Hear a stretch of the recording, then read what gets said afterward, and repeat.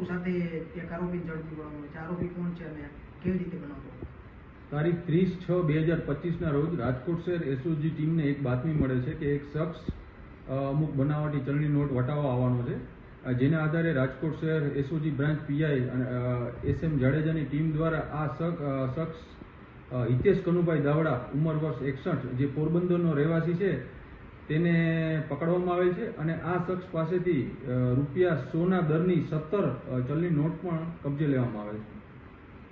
ત્યારબાદ આ આરોપી વિરુદ્ધ ડીસીબી પોલીસ સ્ટેશને ગુનો નોંધી અને આરોપીને રિમાન્ડ અર્થે નામદાર કોર્ટમાં રજૂ કરતા નામદાર કોર્ટે આ આરોપીના 5 દિવસના રિમાન્ડ પણ મંજૂર કરેલ છે.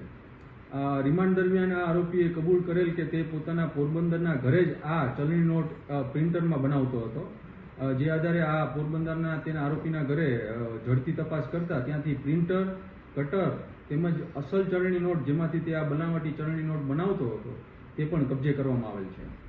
કેટલા વર્ષથી આ કરતો હતો?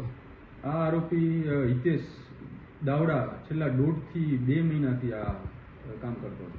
સાહેબ, અન્ય કઈ વસ્તુઓનો ઉપયોગ કઈ કરતો હતો? કઈ જગ્યાએ વટાવતો હતો? કઈ અત્યારે આ હાઈ ડેફિનેશન પ્રિન્ટર અને કટર ની મદદથી આ બનાવટી ચલણી નોટ બનાવતો હતો અને તેને રાજકોટમાં આ પહેલી વાર આવીને વટાવવામાં આવ્યો. ત્યાં એની પહેલા એને પોરબંદર પણ અમુક જગ્યાએ આ બનાવટી ચલણી નોટ એને વટાવેલ હતી. આની સાથે કોઈ અન્ય જોડાયેલ વ્યક્તિ સર? એ હજી વધુ તપાસ તજવીજ ચાલુમાં છે.